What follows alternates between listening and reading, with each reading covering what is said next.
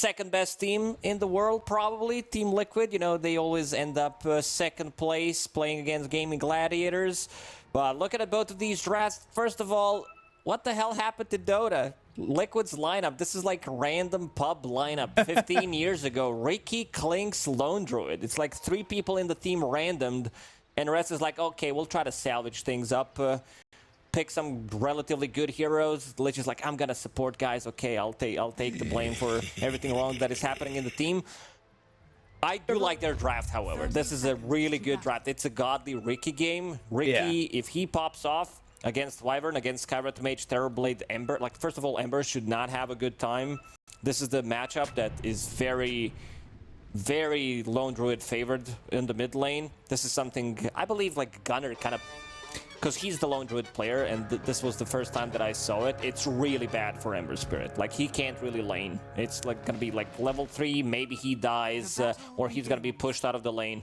Let's see. Nisha, not gonna be able to pick up bounty. I'm not gonna be able to get that bear to pick up the bounty. I was gonna ask, did you ever go through that phase in Dota where you were just like, I'm a random player now, and just go into games and just pick random 20 games in a row or something like that? Where you... Yeah, I was always randoming back then when I had the bigger hero pool. Now I stick with what I know. I respect that, because I had that phase where I random to try and like learn heroes. It went really bad, and I was like, all right, just Ancient Apparition. I guess that's cool. I think that works. That's completely fine. But yeah, talking about the Ricky Clinks lane, this is it. This is the peak Dota at the moment. Boxy's gonna go back probably to bottom lane. Maybe looking to go on Yamich. Yeah, Yamich looks very dead here. Blood grenade. That's way too much slow. First blood. Oh gosh. Yeah, that's what makes these portals kind of great, right? These gates, you could just get that first blood, and if you really want to transfer top, you can. And on the Radiant side, I feel like it almost gives you an advantage to go to that dire top gate if the lane's in the proper position up in the top lane for you. Top lane's not gonna be like a killer lane for Team Secret by any means. If Magnus ever feels threatened, he can easily skewer away. Boxy, however, he doesn't have much HP, like slow from Arctic Burn. And of course, Reflection is gonna be really good to try to slow him down. This hero is really not that tanky at all. But yeah, I don't mind the Wyvern pick, because you're playing into Lone Druid. You're playing into Clinks Ricky, but I think he's going to have a hard time finding the targets. And we can see Puppy squaring up against Boxy. Low cooldown on Tar Bomb, only 7 seconds, level 1. Gives you a lot of damage, starting with the Blightstone, holding on to Blood Grenade. Pretty much throughout the whole 10-15 minutes of the game. Might kill the courier here. Ooh, yep.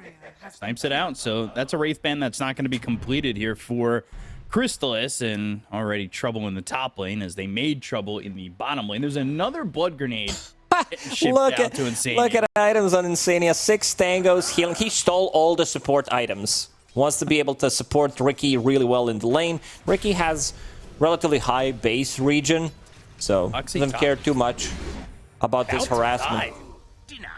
Yeah, this is what we talked about. If he gets isolated, all this slow Reflection, Arctic Burn, he can't really run away. Only level 1, but he is securing lane for Zai. Zai sitting at 10 CS, not too bad, hitting level 3.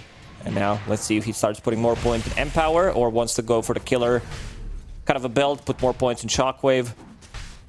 Yeah, Boxy getting isolated because of the fact that, you know, meta's up, you've got the Arctic Burn.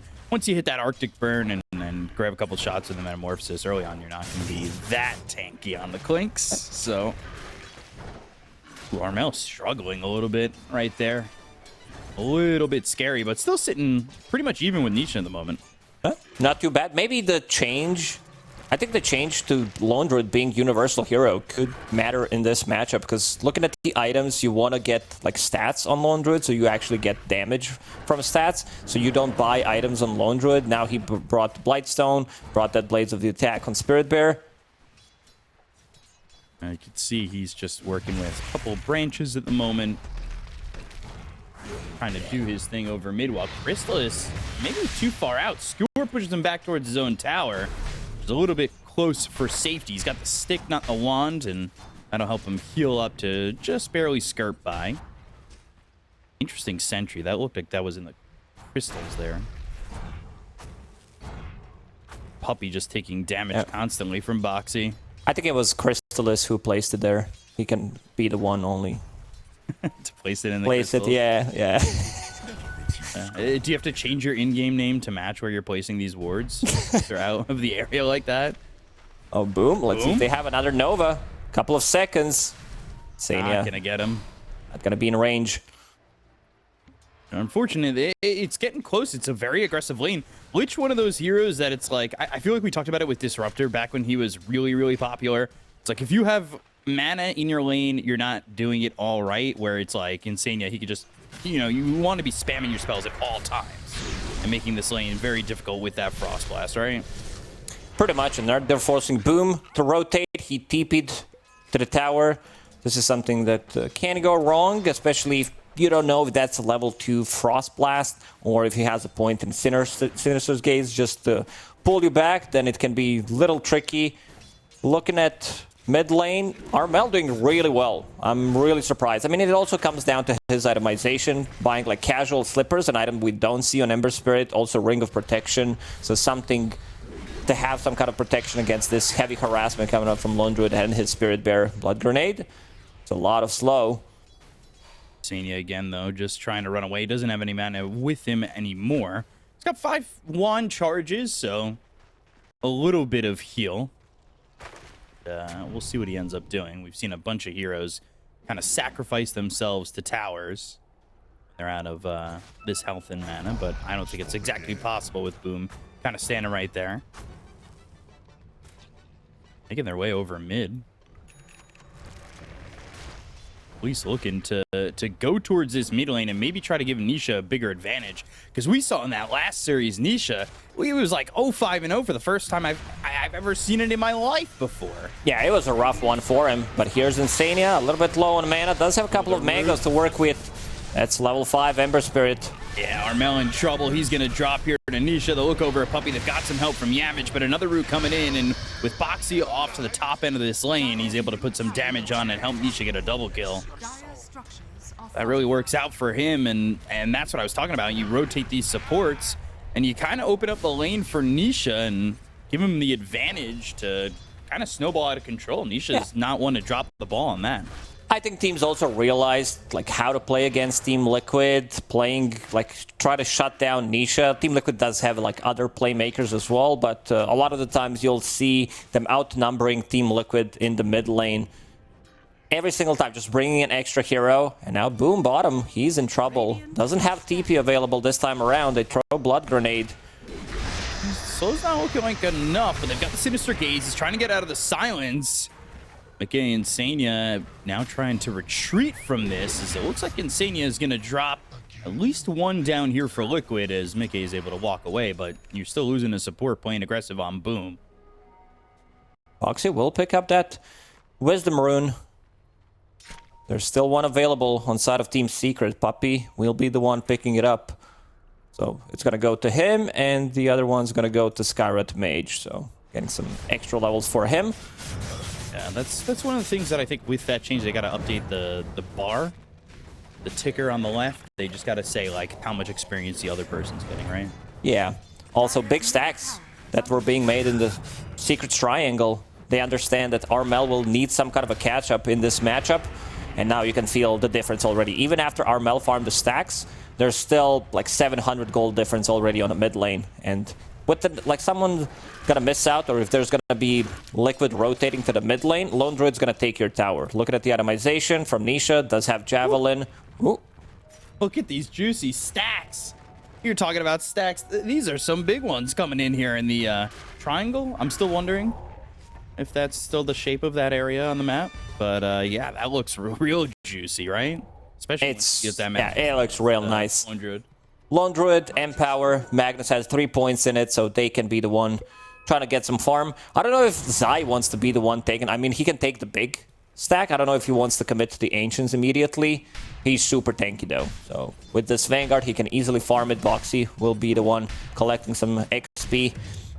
Stacks are really good right now, because you create gold out of nothing, not just getting XP, but you also get extra gold in 733C. It's insane. It's got to be a lot more stacking, I would say. Yeah, it's pretty nuts, the changes, right? It's a support's dream that they want this, and they're going to try for another stack. Ooh, will they escape in time? Yes, they will. So there's another one. 3 heroes setting up bottom here for Secret. You've got Puppy, you've got Yamich backing up Boom.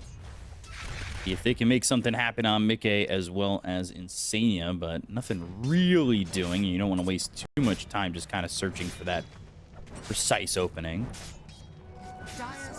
But things looking pretty good, and with Nisha, that bear's about to have that Maelstrom. You've got Zai farming for free up top. And going straight into a big issue. Mjolnir, I like to build Nisha because he understands playing into Terrorblade, high armor hero, and also when Winter Wyvern tries to heal people up, try to save them, magical damage still goes through it. So that's one way to deal with it. Does it feel like Secret need to be aggressive here, or can they kind of sit back as well? Because you've got 2 heroes that kind of farm the map really effectively in both Nisha and Zai. So like sitting back just feels like you're innately going to lose net worth advantage. I want to see them play like with Skywrath Mage. We're 10 minutes into the game. Supports are not level 6 yet. They definitely need they need to play around the Beastmaster. For now, they're clearing the stacks. But I want to see Ember Spirit, Skywrath Mage duo make rotations, try to stuff happen. This is easily a lineup from Team Liquid that's going to run them over in like next 10 minutes. If they don't... If they're not able to push back, if they can't fight, because the items, as we talked about, this Lone Druid with Maelstrom already finished. And now he's the one invading enemy triangle. He wants to scout things out. Boxy providing some vision for the team. Doesn't exactly get a lot of that stack. I think he only got 1 Ancient Creep, so not the worst when you're giving it up. Last throw, the axes there for Boom that was able to collect a couple of those last hits. So not terrible in terms of the, Lone Druid invading. That could have been a lot worse in terms of gold going towards Liquid. So not terrible. They're putting pressure on the bottom tier 1. They should be able to get the tower. As we've got Armel TPing back to base. Rest of Liquid. They didn't put the pressure onto the tower. They kind of backed off a little bit. They try to sandwich them, but after seeing this Arcane Rune still running on Ember Spirit, they're going to slow things down a little bit. Also, big timing is going to be Mickey, also known as Ricky, will be picking up that Diffusal Blade in just 100 gold. So that's a big one. Gives them a lot more kill threat, especially on the supports. Everybody here showing up for Secret. They'll secure this tower while they did in fact lose their top tier 1. Zai, like I've been saying, he's been pretty much untouched this entire game. Zai's like, me jungle, guys. Don't worry, I'll get the items. This is a kind of a new tech build on Magnus, where you get Vanguard, you get Echo Saber, you don't rely on Blink as much, and then you build auras, disassemble that Vanguard, get a pipe, maybe get a Crimson as well, depends what you want to buy, and then upgrade into Harpoon, something that 33 did the other day. Harpoon upgrade into Skewer, reposition them. It's also like an item that allows you to stay on top of the net worth, and he's getting there. He's almost has the same amount of farm as Lone Druid, which is pretty nuts. Yeah, we were talking about whether or not he was going to take this Ancient stack, so it's interesting to see him kind of get the focus of the top side of the map, and I think that's just because Nisha is doing really well, and he's able to farm a good amount of the Dire jungle without being touched to this point, so he's confident in what he's got, and I think they're giving Zai what he needs is Yamich going down to Mickey, and bottom lane, you've pretty much had this Ricky stationary here as well, and he's got the Diffusal. Guys, this is imbalanced. 2 assassins playing against me. 2 Invis heroes. Not fair. Ricky and Klinks. Less sentries, however, but the restore charge time is much faster compared to the previous patch. And now it's time for Liquid to strike. They want to play aggressive. Again, Boxy providing vision. And Boom needs to be careful, but they've got some supports coming in Puppy as well as Yamich. Not sure that's going to be enough. They go to the Primal Roar. They throw down the Mystic Flare. They're trying to get the kill on Anisha, and they'll take him out very quickly. The response from Liquid not there in time. And Insania might be next. Going to move forward with him with the Remnant. Armel just trying to catch him. Crystallis in the Metamorphosis. One more right click needed here, and they'll get the kill onto the Lich, take out a second, and then move to the tier 1 tower over mid. So not a bad movement there from Team Secret. Not bad. I mean, Lone Druid doesn't get true form off. I don't think it would matter. He would still be a lot tankier, but would not be able to survive. And look at Boxy, what he's doing. 14 minutes into the game, stealing XP rune from the enemy team, farming Ancients. This is why Position Clinks is such a good hero right now. Also pinging it out. They want to pick up their own Wisdom rune. We'll lose a mid-tier 1 tower for it. Okay? I used that defusal on Boom, slowed him down for a second. Just putting the inhibit on him. There was certainly a response from Secret if he was going to make that jump. Going for the full Solar Crest for Boxy as that early medallion. We've seen Clinxes go for the Nullifier early on. They're just able to get so much gold off the map with how much is available on the map. He's level 9 on Clinks. This is insane. Like Ember Spirit, who was getting solo XP mid, farming those stacks in the jungle, he's level 10. Yes, and Boxy's almost level 10. Like, he's getting there pretty quickly. Dire's middle tower is Radiant are scanning. Game sitting pretty even. Not a bloodbath like we've seen in a couple of these other games. Both teams kind of happy to just farm at the moment, right? Tower has fallen. Roshan will be open for Team Liquid relatively soon. They have the items coming out. This is the Solar Crest that you mentioned on Clank, so some extra minus armor. Lone Druid deals some insane amount of damage. Ricky as well, they have Empower. Zai has been playing pretty much for himself. He was not empowering his cores. That's why he's on top. And there it comes, the Harpoon. Yeah, the Harpoon. The ulti from Puppy is not really going to do anything.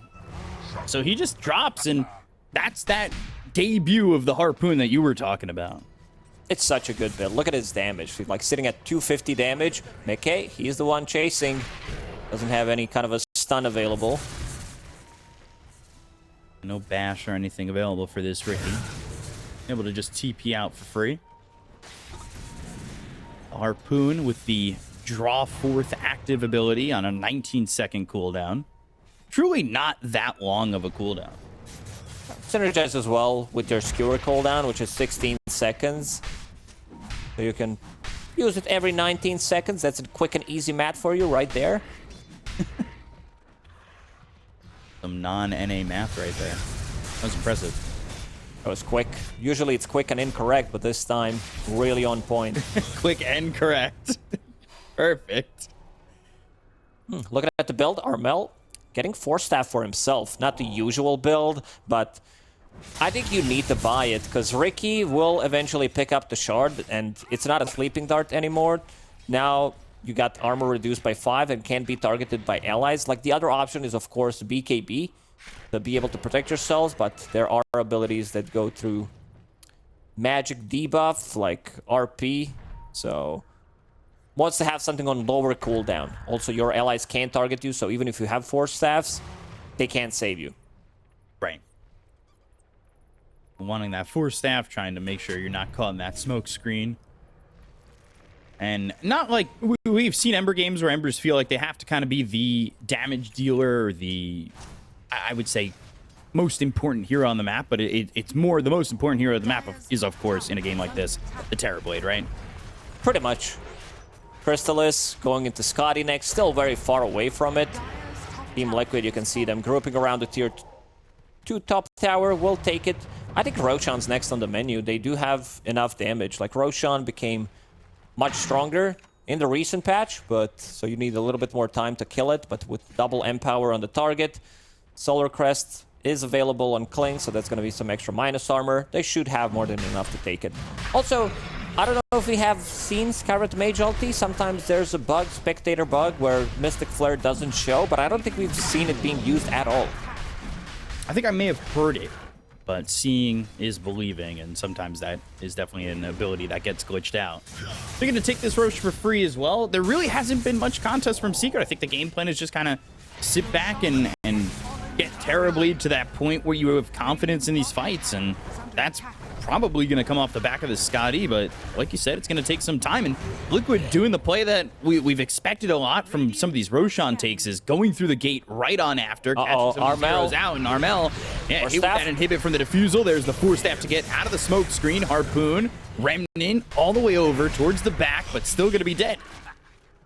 There's going to be like so much damage on the ground coming out from Team Liquid. You have like random Skelly Bros from Klinks, Lone Druid Bear. Imagine like Chain Frost bouncing. There was a series the other day where like Chain Frost, one of the best Chain Frosts I've seen in professional Dota. Extremely good. And yeah, also something that we didn't talk about is Frost Shield. Now it's maxed out on Insania. So damage from Wyvern, from like this Ember Spirit, Slights, and also Terrorblade, of course, the most important one, are gonna be heavily reduced. This is looking like maybe a lack of damage and a lot of issues coming for Secret as we're hitting that 20-minute mark where Tormentors will be up and available. Do you think 20 minutes is the right timing for Tormentors, or do you think they should be maybe a little bit earlier, like 15, 16 minutes?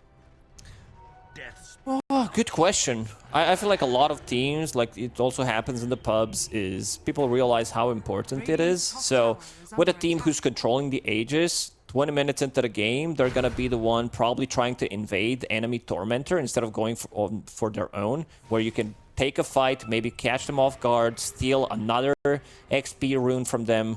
Let's see if Team Liquid decides to do the same thing. They're a little bit... They look like they're a little yeah, far. Too far away. Yeah, immediately Team Secret decides to go for it, so they're not going to be there in time. Yamage and Puppey kind of struggling here a little bit. Puppey realizing he's not too safe against this Tormentor. It makes you very vulnerable. Like heroes like Yamage and Puppey, I know when I'm playing Ancient Apparition, I'm always around the 20-minute mark throwing an Ice Blast right at that Tormentor. As a support, you do kind of need to be careful. I mean, on Reddit, we do have, like, deaths to Tormentors. I'm not who's counting it. Do you have to, like, apply how this... Oh, Zai misses. Hits him with the well-played. Nice dodge there from Armel. So, yeah. Two supports got a shard. One on Klinks, which is Burning Barrage, his old ability. It's a good one for keeping the lanes pushed. Like, it also applies Tar, so getting extra damage on top of that. Right. You can easily clear the creep wave. And on the other side, Winter Wyvern picked one up. Upgrade to Cold Embrace. Splinter Blast once it finishes, and also reduces the cooldown by 4 seconds. Not too bad. For now, it's only level 1, so you're not gonna get like the full value out of it, sitting on 20-second cooldown with that shard. Yeah. So we'll see how that ends up going for Puppey as he starts to get those levels. You get that towards the max. 11 seconds at level 4 if they can survive that long. And I could see that shard doing some damage where maybe Liquid aren't expecting it. It's always a nice one, but never one you really want to purchase. Pretty much you want to invest into something different. Nobody's buying like shards immediately. Maybe you'll have hero like Phoenix pick it up. Good ulti. Ulti coming in. Nisha taking a lot of damage from his own bear. And that's going to be the Aegis and the bear gone. So 300 gold going there for Puppey. He'll respawn. He'll be silenced immediately. They'll get their second kill on Anisha. They're going to look for more. They'll find themselves in Sania. And they'll get the duo and kill them both over in the bottom lane. Oh, nice play there from Team Secret. As soon as they picked up Scotty on Terrorblade, they immediately rush. They catch Nisha off guard. Doesn't get true form off second time. So now he's going to have just one Spirit Bear available for the next fight. Team Secret playing it real nicely. They kind of moved across the map, farming these outer rings, delaying the game as much as possible, and also managing to get a pick-off here and there. There's so much gold on the map. Like, when you saw the map in terms of towers before it was changed at this point, you'd think that a team like Secret didn't have a lot of places to farm. But even with one tier 2 remaining, they still have some time and place to get some gold. RP used, but I don't know if it's going to be enough. Puppey's still surviving. He goes into the Cold Embrace. That'll have that Splinter Blast. They've got the Searing Chains. It's on to Zai. He's getting low and will eventually fall. He's there for 50 seconds. And now the attention is on the rest. Chain Frost bouncing around. They get the kill on Mickey. They'll take it to Ricky, and they'll lose 2. Nisha gets killed. Foxy's got credit for it. Nisha going after these heroes on Secret as they'll pull him in with a Sinister Gaze. They'll get the kill on a boom, and it's a 3 for 3 as they lose Boxy to Crystallis. So losing, like, I want to see damage down. by Nisha in this fight should be pretty high, because he was the one like focusing 2 supports, focusing Beastmaster, 3.4k damage, getting 700 gold from the previous fight. But yeah, Ember Spirit as well. Armel with this Force Staff, keeping himself alive, managing to only die twice in a game like this. I would say this is pretty impressive. You're playing against Ricky, you were laning against Lone Druid. Ricky, I don't know if his courier died with the shard on, because he had that one queued up. Yeah, should be. Courier items, that is it. Thank you so much. The shard. Secret, and that fight wasn't terrible. And like you said, Armel's doing well.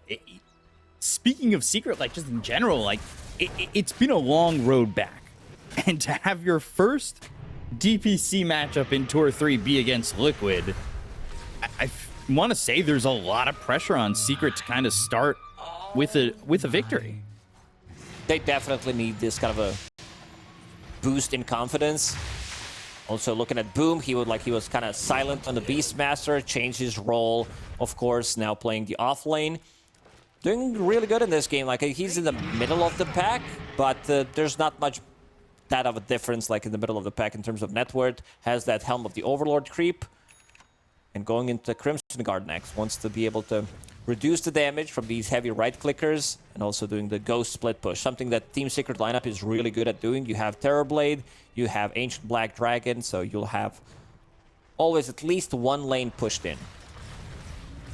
Meanwhile, Mickey going for the Ags, so Pocket Ricky is in the cards. Like, Dale Gribble Pocket Sand, it is annoying. And there is that Tricks of the Trade upgrade. Very annoying, indeed. Next Roshan could be respawning in 30 seconds. It's gonna be on Dire's side again. There's so much to keep track on in Dota these days, like about load. I feel like whenever I play support, I'm just channeling things. I'm like channeling through the gates, channeling some lotuses, channeling my abilities, channeling my inner strength to keep myself PMA mentality on. Getting some watchers. Exactly. There's so much going on in terms of channeling. It's not easy. I think there needs to be like in a support app. There was a good Reddit post about setting up the alarms for everything you need to do. Like every 3 minutes, 6 minutes, 2 minutes, every 7 minutes, every 10 minutes, Tormentors. Like there's restocks. Every 52 seconds, like at 52, try to stack, get those stacks going, especially now that they grant experience to the people who stacked it. Back to the game. Terrorblade, double damage in the bottle. About to finish off Butterfly, which is a big item. Big way to kind of counter all 3 cores, make it 4 with Klings, who's going to be able to scale, I would say, this time around. Not going for Nullifier. Instead, wants to pick up Orchid, one item that also destroys both supports as well inside of Secret. They've not really pressured Crystallis at all this game. Didn't die a single time. I would say was a big reason, like, when pressure's put on Crystallis, he had seemed to be a little bit fragile with his game set. But when he's able to just be open like this and free, it works out so well, and they get a kill on the boxy. So Crystallis getting even more gold. They'll have that Butterfly finish going into the BKB next. His game has been pretty open and free. It's not that of an easy game for Liquid anymore. Sure, they are ahead. They do have AC finished on Nisha, which is going to be reflected by Reflection from Terrorblade, so they will get the buff for a brief moment. And also Terrorblade this time around. I've seen Terrorblades not maxing out Reflection. They don't want to lower the cooldown on it, but it's such a good spell. Like, sure, you want to get some extra stats, get some extra tankiness on yourself, on your illusions, but I think in a game like this, Reflection is really good. Like, this ability scale is really well with levels. So Roche is back up, and immediately Zion and Sanya are in there. So they're going to start to take Roche by themselves, and I don't think anybody else is really coming over from Secret. They're allowing this Roche to go by, but as I say that, they are looking at going through the Twin Gate And I think the timing could just work out for him. Roshan's not dropping. Yeah, they know they're coming through. They're going to throw a smoke screen onto the high ground where that twin gate is. They go the other way. And now they've got the Sinister Gaze. It's onto Puppy. The Primal Roar is used on the Bear. The Chain Frost's going to start to bounce around. It goes over to Boom, and now over to the Ancient Creep. Skewered back, killed off. Puppy, Boom, both gone. And they start to retreat on the side of Secret. Boxy keeping the vision, going forward. Sleight of Fist, Mystic Flare, placed down. Not sure that's going to do anything for Yamich as he's rooted up and killed off. You're still not done. Still on the run. Spirit Bear, he's going to TP back and go back to Nisha. So they're going to finish off the Roche. Very, very difficult fight for Team Secret. They grouped around in this small area where Team Liquid has vision available. They do have Observer Ward and also nicely placed Cloud. Savage Roar, they controlled Wyvern, was unable to get Winter's Curse off. Cloud, like, look at the AoE of the Cloud. You can't use your abilities. They've been zoned out completely. You have these, like, Skelly Bros on the ground, also providing vision. And then after Wyvern dies, they immediately catch Boom with the Harpoon Skewer play, and the fight's immediately over. That puts them in a rough spot now, because not only did they give up the Aegis, they could have let it go just without losing Euros, but they lose that fight, and the advantage for Liquid is peaking at 9k at the moment. So Secret have put themselves in an even tougher position in a fight that they tried to force, but as much as the Twin Gates are good transportation, they're also a great funneling tool for the team ready to go. Yeah, they were so ready. Go for that fight. Tormentor is going to be available relatively soon for Secret. They want to kill it. Hopefully, Pepe Prey, don't give it to Skyrat Mage. This hero, one of the worst upgrades in the game, I would say. Just not that good. It feels like a complete waste. You don't like Shield of the Scion? I think the play here would be, if you have Skyrat Mage in the team, you force him to buy a shard of his own so that the shard actually goes to someone that matters. It's gotta go to Skyrat Mage, 100%. There we go. Okay. Solid predictions. And Shield of the Scion now there.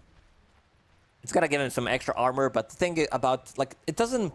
This upgrade on Shard doesn't really fit the profile of the hero. Like, Skyrat Mage, from time to time, we've seen him being played from a mid lane. Then maybe it's okay-ish. If you get it for free, you don't want to buy it, of course. But as a support, you also want to do, like, something different. I think this Shard needs to be reworked. Now, Lich got his now, so he's got the Ice Spire. Talk about a good and a bad Shard. I like Ice Spire. I think Ice Spire is a great one. It is. 30% movement slow, setting things up for your Chain Frost, extra Frost Blast when it dies. It's a good shard upgrade. You might also like want to buy it, but in this meta, I would say that in the previous patch, you were probably looking to buy the shard on Lich, but now as a support, you don't want to buy it because you're going to be low net worth, you're going to be the one getting it. Yeah, he gets it. It's one of those things that you could drop in the middle of the fight, throw a Frost Shield on it, and make it a real pain for Secret to fight effectively. Uh-oh. They're going to jump on the Winter Wyvern Puppy as that Ghost Scepter, and still trying to run. Cold Embrace extending what seems to be inevitable at this point. And something we talked about, Mjolnir procs against that heal from Wyvern, Cold Embrace, not going to be as effective. Look at where Zai is. This isn't fair. He's just in the base, Harpoon, skewer into a smoke screen. Guys, your good base. job of able to leave. Now they're swapping to the mid lane. Someone pushing mid, someone pushing top. Mickey was the one pressuring, and Boxy solo pushing mid lane. Love this hero. Fair, balanced, position 4. So these racks are gone even through backdoor at that last second. And the net worth doubles. It goes from 8k advantage to 16,000. That Roche fight kind of sealed the deal. Like, they have one more fight left in the tank, I would say, for Team Secret. They lose it, they lose the game. Terrorblade, Crystallis didn't die a single time. Keeping up with Lone Druid in this game kind of did its work. It's a problem that, like, Team Secret couldn't go for these aggressive plays. Let's see if they decide to smoke up, go for YOLO type of a play. Want to maybe push out the wave first and then go for it.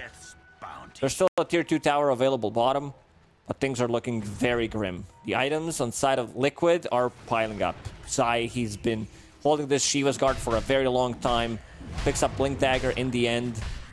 And yeah, we see these smaller items on Boxy, Orchid to be able to control supports, mostly Wyvern. There is no Dispel mechanic whatsoever. Right. Can buy a little bit more time with this Ghost Scepter, but I can still burst him. Like, there's going to be Insania with Chain Frost, with Sinister's Gaze. They understand where the real threat is coming from, that one good Winter's Curse could like give them another shot in the game. It's never been a set fight truly for Secret. They tried to set their ways over that Roche fight, like you said, and it really didn't go well for them. But we haven't exactly seen Chrysalis have open space to fight. He hasn't really been able to do much of anything in this game. Yes, he's 4-0-3, but he had a couple of kills here and there from like a pickoff, the laning phase when he got that kill on Boxy. Yeah. To be honest, I never liked when like game ends and your carry has 0 deaths. It feels like he didn't try to play like. You need to risk it sometimes. Like, you need to be closer, go all in. You die once, you die twice. That's it. Like, you know that the game is over. But this might be the game where he actually doesn't die. Understands that, you know, team fight is over. They call GG. Sometimes the score can tell you a lot about the game. Nisha's Bear, very, very farmed. Monkey King Bar now finished, plus Basher holding Vindicator's Axe. This is like, there's some really good neutral items that you can lose on Lone Druid. Curse. There's the curse. But no bear to do the damage to follow it up, so it's just a curse for a curse. Shivas, the blink forward. On the other side, though, they go for the Winter Wyvern. They've got Mickey. They drop the Mystic Flare. It's going to be onto the Riki. The Force Staff, though, away from the team. Goes into the Tricks of the Trade. And they're starting to put the damage onto this Skywrath Mage. Yamage, nowhere for him to go. They're going to throw out the Chain Frost. That bounces over an Illusion. Zai's going to blink to the backlines. Goes after Armel. The no fire on him. As Cheese they available root as well. up Zai. They've got the silence on him. Mickey to the backline. Took it over to Chrysalis, who's starting to do some damage with the Metamorphosis. They get the kill to Armel, though. They'll end up losing Boom. These heroes are buying back massively on Secret. There's the RP from Zai. And they're going to take out Chrysalis. They'll take out Armel again. And it's all falling apart for Secret. And Liquid just dominate the fight. They'll dominate the game. And they'll get a GG call from Secret to end it off. Yeah, very clean from Team Liquid in this first game. They drafted themselves a really nice draft, I would say. Weird looking one. Like, looks like a pop draft, but in the end...